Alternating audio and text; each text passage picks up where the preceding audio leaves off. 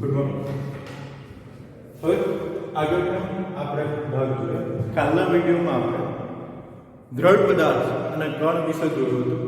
કણોના તંત્ર અને દ્રઢ પદાર્થ વિશે જોયું હતું. હવે આગળનો જે મુદ્દો છે તે જોઈએ, જે ચાર ગતિ વિશે આપણે સમજવાનો છે. તો તે જોવા પહેલા આપણે થોડું આગળનું જોઈએ તો એ છે સ્થાનાંતરિત ગતિ. હવે સ્થાનાંતરિત ગતિ શું છે તે તમે ત્રીજા અને ચોથા ચેપ્ટરની અંદર જોઈ જ ગયા છો.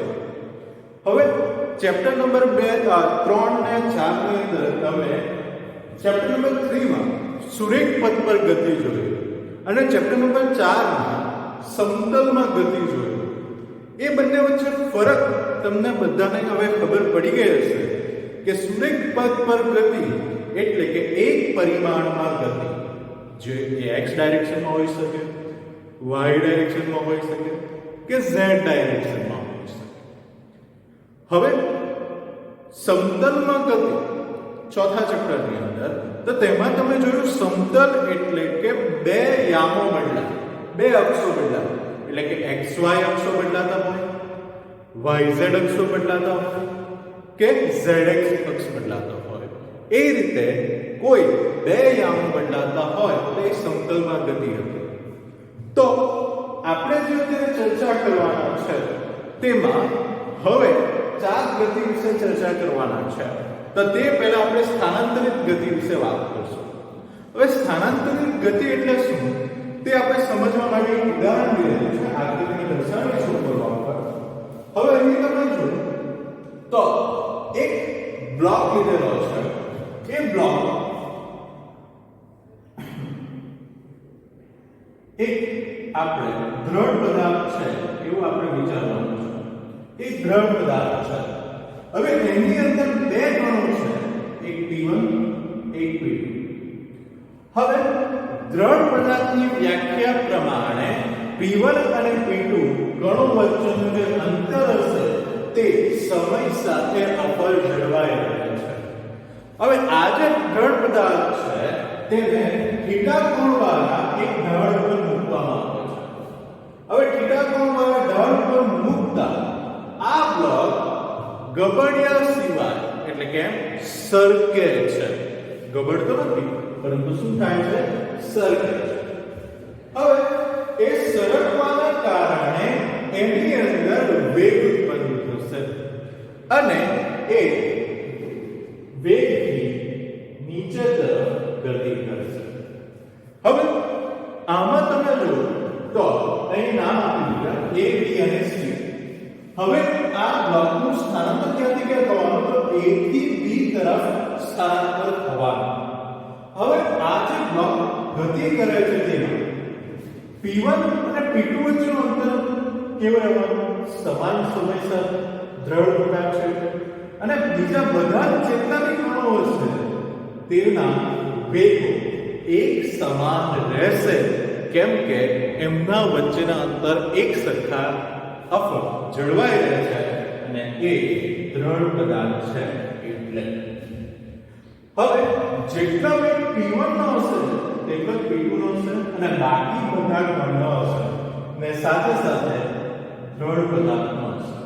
એટલે P1 નો વેગ v હોય, P2 નો વેગ v હોય, આ કણનો વેગ v હોય તો આખા દ્રઢ પદાર્થનો વેગ પણ કેટલો હશે? v જેટલો હશે. અને એ જે ગતિ કરે છે તેમાં A થી B સુધી સ્થાનાંતર કરે છે, જેની અંદર આખો બ્લોક એટલે કે આખો દ્રઢ પદાર્થ એકી સાથે A પરથી B ઉપર સ્થાનાંતર કરે છે અને આવી ગતિને સ્થાનાંતરિત ગતિ કહેવામાં આવે છે. કેવી ગતિ કહેવામાં આવે છે? સ્થાનાંતરિત ગતિ. હવે આને ઇંગ્લિશમાં ટ્રાન્સલેશન મોશન પણ કહેવામાં આવે છે. હવે આમાં તમે જોશો તો બે અક્ષો બદલાય છે. તમે કહેશો બે અક્ષો કયા? તો એકની હાઈટ છે એ બદલાય છે, બીજું એ એક ડાયરેક્શનમાં સ્થાનાંતર થાય છે એટલે કે x અક્ષ અને y અક્ષ બે બદલાય છે. ખબર પડી? આ તો ઈઝી છે, તમે જોઈ રહ્યા છો આગળ એટલે આ તમને ખબર પડી ગઈ છે. હવે જે આગળ મુદ્દાની વાત કરવાના છે તે ખાસ ધ્યાન આપીને સમજો. હવે જે છે તે છે ચાર ગતિ. સેમ આપણે ઉદાહરણ ધારેલું છે, પરંતુ આની અંદર મેં એક નળાકાર ધારેલો છે. નળાકાર જો તમે વિચારો આ રીતે, હવે આ નળાકારનું કેન્દ્ર આ રીતે છે, ત્યાં આગળ કોઈ P1 કોણ રહેલો છે કેન્દ્ર. હવે બીજા કોણની વાત કરીએ તો P2 કોણ એક આવેલો છે જે કેન્દ્રથી કોઈ અંતરે છે, બરાબર.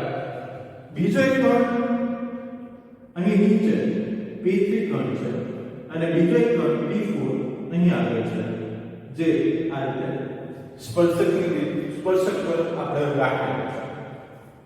હવે તો આ જે નળાકાર છે અને આ બ્લોકમાં ફરક શું પડશે? તો આ જે બ્લોક છે એ સરકીને નીચે ગતિ કરશે, પરંતુ નળાકારની રચના એ પ્રકારની છે કે જ્યારે નળાકારને આ દળ ઉપર મૂકવામાં આવશે તો આપણે આ પેન પર એક નળાકાર છે તેના વિશે સમજી શકીએ કે એ આ રીતે ગબડતો નીચે આવશે, નહીં કે સરકીને. નળાકાર સરકશે નહીં આ રીતે, પણ એ શું કરશે? આ રીતે ગબડીને નીચે ગતિ કરશે.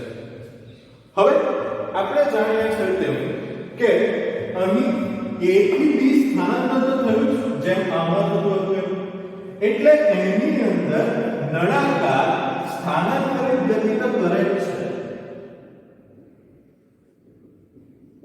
સ્થાનાંતરિત ગતિ તો કરે જ છે, પરંતુ સાથે સાથે એક વધારાની ગતિ કરે છે આ રીતે ગોળ ફરવાની. અને એ જે એક ગોળ ફરે છે તેને આપણે ચાક ગતિ કહીએ છીએ. તેને શું કહીએ છીએ? આપણે ચાક ગતિ કહીએ છીએ. હવે એ ચાક ગતિની વ્યાખ્યા ભૌતિક રીતે, ભૌતિક વિજ્ઞાનની રીતે આપણે એમ નહીં કહી શકીએ કે ગોળ ફરે છે અને ચાક ગતિ કહેવાય, પરંતુ એને વ્યાખ્યાયિત કરવું પડે.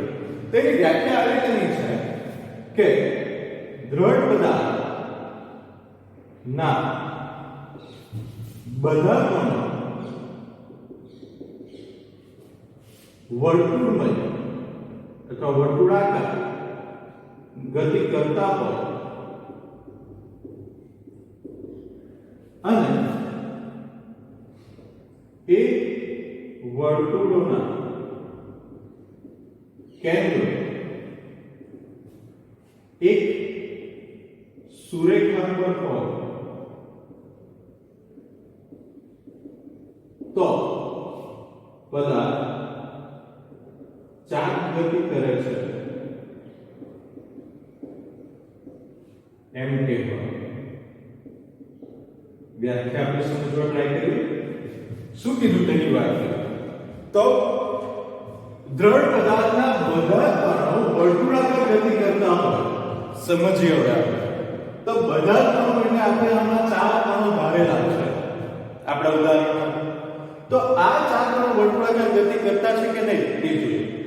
તો આમ P1 કણથી સ્ટાર્ટ કરીએ તો P1 કણ કેન્દ્ર ઉપર છે, એટલે આપણે જે એક સુરેખાની વાત કરી કે વર્તુળના કેન્દ્ર એક સુરેખા પર હોય તો આ P1 કણ એક સુરેખા ઉપર છે, એ વર્તુળનું કેન્દ્ર ઉપર છે, એટલે એ સુરેખા પર છે એવું વિચારી શકીએ. એટલે એની આપણે ચર્ચા કરવાની નથી.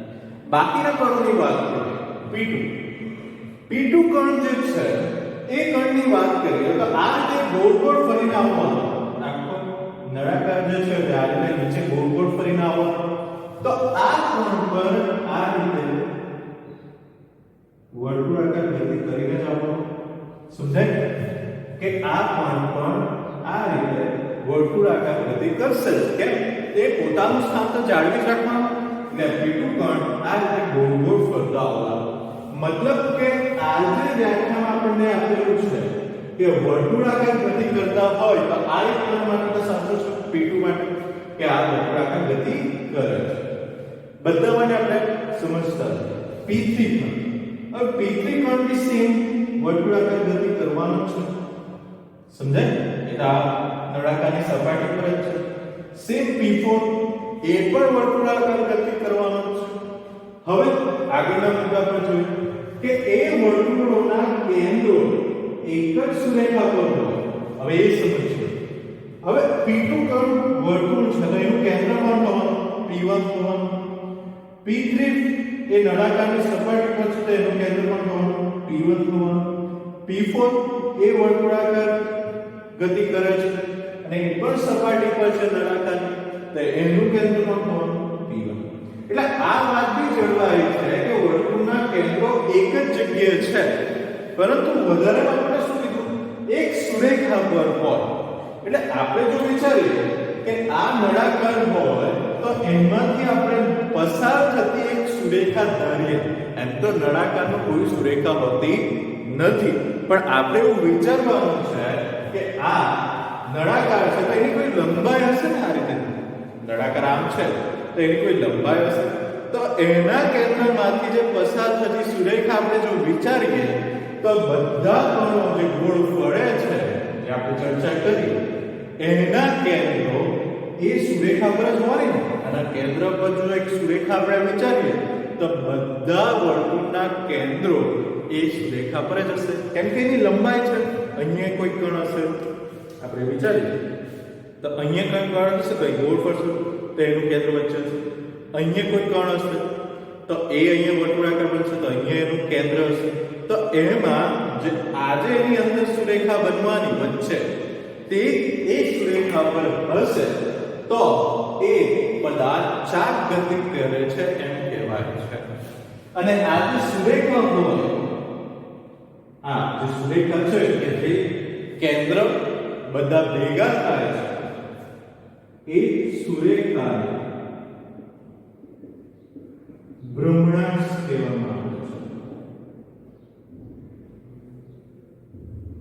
ભ્રમણાંશ કહેવામાં આવે છે ભ્રમણાંશ એટલે કે ભ્રમણની અક્ષ બરાબર એ રીતે ભ્રમણાંશ કહેવામાં આવે છે સમજ પડી ગઈ હવે આ ચાક ગતિ થઈ તો આવી ચાક ગતિ આપણે વ્યવહારમાં ક્યાં જોઈએ છે કે જેની અંદર આ રીતે ચાક ગતિ થતી હોય હવે આમાં આપણે એક વસ્તુ સમજવાની છે કે આ કિસ્સાની અંદર સ્થાનાંતરિત ગતિ બી થાય છે પ્લસ ચાક ગતિ પણ થાય છે હવે દર વખતે એવું થવું જરૂરી નથી કે ચાક ગતિ હોય તો સ્થાનાંતરિત ગતિ બી હોવી જ જોઈએ કોઈ એક ગતિ પણ હોઈ શકે તો એવું એક ઉદાહરણ આપણે જો તમને બતાવું તો સીલિંગ ફેન જે છે એ સીલિંગ ફેન તમે જોયું હશે તો આ રીતની રચના હોય અને અહીંયા નીચે પાંખો ફરતી હોય આ રીતે સમજાય હવે એમાં સ્થાનાંતરિત ગતિ થતી નથી પરંતુ તમે વિચારી શકો કે આ જે એની અક્ષ છે તે આ એની અક્ષ હશે અને નીચે પાંખો આ રીતે ફરે છે તો એના જે ગણો હશે તે વર્તુળની ગતિ તો કરવાના જ પાંખો ફરે છે એનું સ્થાન બદલાવાનું નથી અને એની જે અક્ષ આવશે તે અક્ષ કઈ હશે તો એની વચ્ચે જે સળિયો પસાર કરેલો હોય તમે જોયું હશે ઉપર છત સાથે જે આપણે સળિયો પસાર થયેલો હશે તેની ભ્રમણાંશ હશે હવે પંખો સ્થાનાંતરિત ગતિ કરતો નથી એટલે એમાં ફક્ત ને ફક્ત ચાક ગતિ આવશે બીજું એક ઉદાહરણ લઈએ સ્થાનાંતરિત ગતિ અને ચાક ગતિ વાળું તો વાહનોના ટાયર આપણે જે બાઇક સાયકલ કે કારના કે ટ્રકના ટાયરો જે છે એ બંને પ્રકારની ગતિ કરે છે ચાક ગતિ પણ અને સ્થાનાંતરિત ગતિ પણ સમજી શકો છો તમે કેવી રીતે બીજું એક ઉદાહરણ લઈએ સીલિંગ ફેન જેવું તો ચકડોળ મેળામાં તમે ચકડોળ જોઈ હશે ઘણી બધી જ ચકડોળોમાં તમે જો જુઓ તો એ સ્થાનાંતરિત ગતિ નથી કરતી પરંતુ ચાક ગતિ કરે છે તમને આઈ થિંક આ ટોપિક સમજમાં આવ્યો હશે નહીં આવ્યો હોય તો પાછો એકવાર આ વિડીયો જોઈને સમજી લેવું કેમ કે આ ખૂબ જ ઇમ્પોર્ટન્ટ અને પાયાનો ટોપિક છે આ પાઠ માટે સમજાય અને આગળની વાત આપણે બીજા વિડીયોમાં